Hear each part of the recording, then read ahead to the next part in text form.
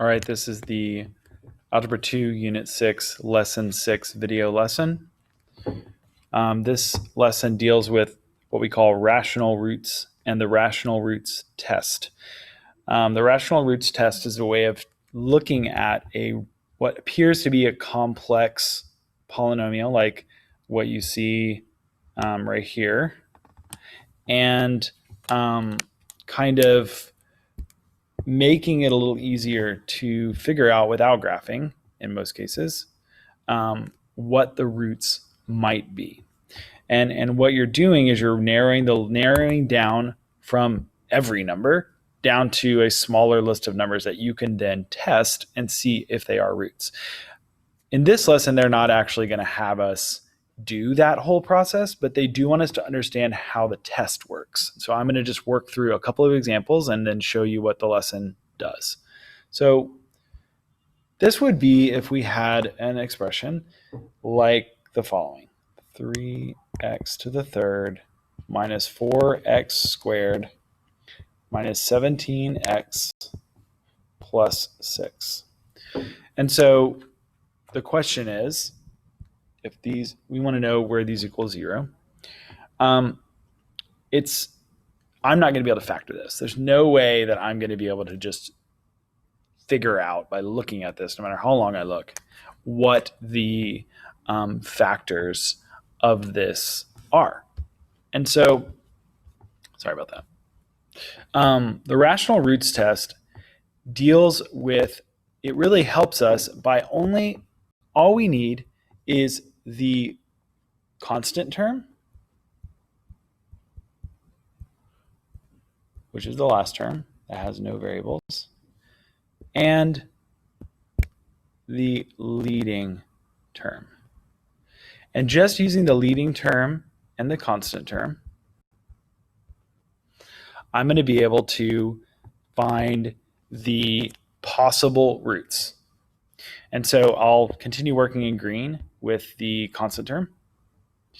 But the way it works is we're going to call all the factors of this P, and we're going to call all the factors of the leading term Q. Okay, so see, we have the factors of the leading term as Q, the factors of the constant term as P. So let's start with P. We're going to list all the P's. What are all the factors of 6? Okay, so the factors of 6 means we're going to write every number we can find that divides evenly into 6. So the obvious first choice is 1. And we're going to write it as plus minus 1, because I could multiply -1 to make 6, and I could multiply +1. All I do is multiply -1 times -6, and I get +6. So plus and minus 1. Okay, obviously we just said another one, 6. 6 divides evenly into 6, obviously. I try to think of another pair. Well, 3 and 2 divide evenly into 6. And so that actually completes my list. So this list is all of the factors of 6, which is our P. Then I'm going to look for all the factors of my Q term. And when I say that, I'm actually focusing on this coefficient. So I need all the factors of 3. That one's pretty easy. 3 is a prime number. So the only factors are plus or minus 1 and plus or minus 3. So this list that you have in front of you now represents all the factors of the leading coefficient and all the factors of the constant term. Then what we're going to do is we're going to make a number for each possible combination as they fit into the following fraction, P divided by Q. So what I'm going to do is I'm just going to start making a list, and I'm going to do every combination of these. So like the first combination is 1 and 1, plus or minus 1 over 1. Then plus or minus 1 over 3. Then plus or minus 6 over 1. Plus or minus 6 over 3. And I'm going to keep going. It's going to take a lot of space. Plus or minus 3 over 1. Plus or minus 3 over 3. Now wait a second. 3 over 3 is the same as 1 over 1, so I don't need to repeat that one. Then I get to 2. 2 over 1. 2 over 1 is the same as 6 over 3, so I don't need to repeat.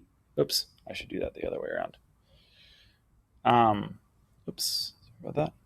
Plus or minus 2 over 1, which is a repeat of 6 over 3. 2 over 3.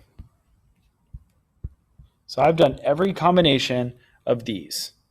1 to 1, 1 to 3, 6 to 1, 6 to 3, 3, 1, 3, 3, 2, 1, 2, 3. And then I've found that some are repeats. So let's list out our final list of numbers.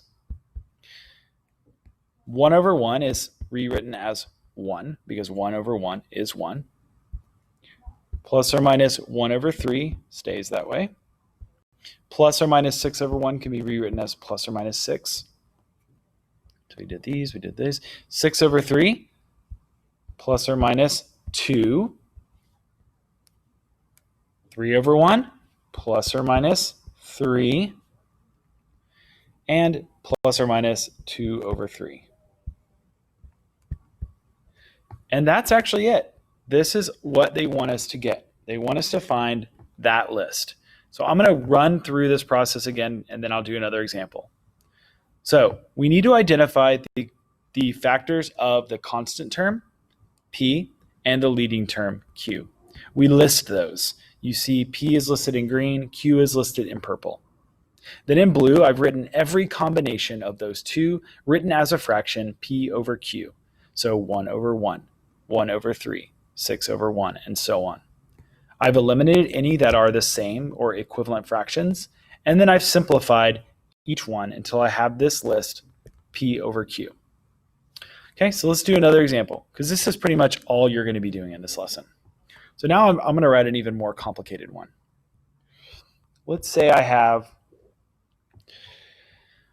4x to the 5th minus 12x to the 4th plus 5x to the 3rd plus 8x squared minus 3x minus 2. And now, even though this one is much longer, it doesn't matter because the only things that I'm considering are going to be that term and that term. I don't need to look at any of this business because the only thing that matters for the P's and Q's are going to be the leading term and the constant term. So we'll start with our P's. My P's are factors of 2. So factors of 2 are going to be 1 and 2. That's it. Pretty easy. Then I'm going to list my factors of Q. Q is 4. So then the factors of 4 are 1, 2, and 4.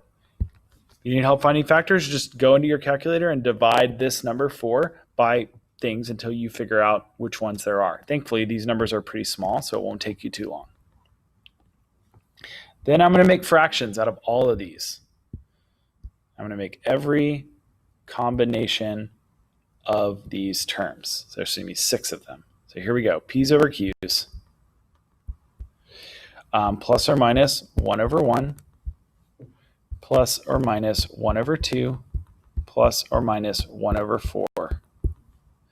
Plus or minus 2 over 1. Plus or minus 2 over 2. That's a repeat because 2 over 2 is the same as 1 over 1. And then plus or minus 2 over 4. That's also a repeat because 2 over 4 is the same as 1 over 2. So we really only have 4. So my final answers for my P's over Q's, or my rational roots, are plus or minus 1, plus or minus 1/2, plus or minus 1/4, and plus or minus 2. Again, I've simplified each of those. Those are the 4 that we found. And that is it for that one. So you can see, even though this looked like a more complicated polynomial, the number of roots is actually more simple because all that matters are these two terms right here and right here. All right, so let's jump over to our lesson and see how this actually looks. Thankfully, they don't make us do anything this complicated. be grateful for that, because that is a very, very long process. But what they do is they just give you, first of all, vocab. We'll leave you to that, which are not potential rational roots. That's important. So you're finding the ones that are not of this expression. Remember, the only things that matter are your p's coming from 5 and your q's coming from 8. So you need to list them out, follow my process in this video, and find which ones do not end up on that final list. Same thing with number 5. Look at the leading and the constant term. Number 6, same exact thing. Use the same process.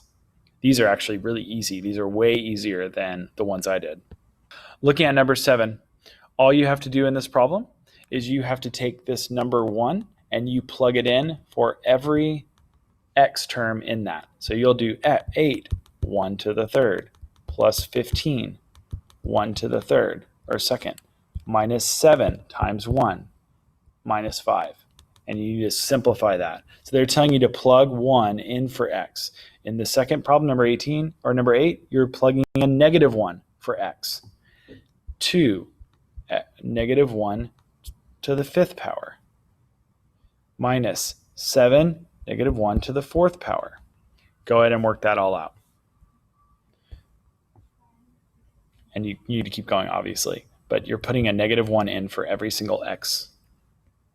Then we get to some review questions. I'm going to just recommend for number 9 that you use Desmos. You can type these two equations into Desmos. I'll just show you how this looks. Let's delete this guy. Let's see what we have. 3x minus 2y equals 5. 3x minus 2y equals 5. Graph the other line. When you graph these two lines, they will intersect.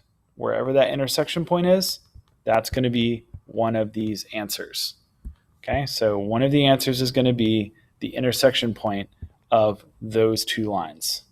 I think you'll be able to handle that one. Next one is a little bit of a deep cut. You have a graph of an ellipse right here, and they want to know, how do we make this shift 2 spaces to the left and 5 spaces up?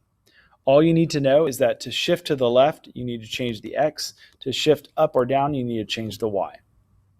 So if we go up here and we look right here, this number minus 2 needs to change, and it's going to move to the left. A move to the left, when you're talking about transformations, a move to the left is a move in the plus. So we're going to add 2 to whatever this number is. And then it's going to move 5 spaces up, which means we're going to add, I just made a mistake. Everything I said up to that point was correct. We have x and y. 2 spaces to the left is going to be a minus. 5 spaces up is going to be a plus. So we need to subtract 2 and add 5.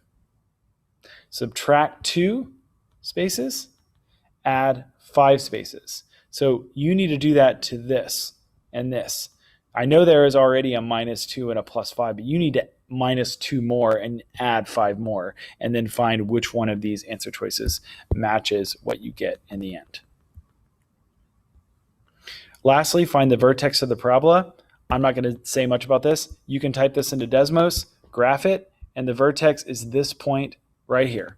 The point at the very bottom of that parabola is the vertex. So you find which one of those matches the graph that you see.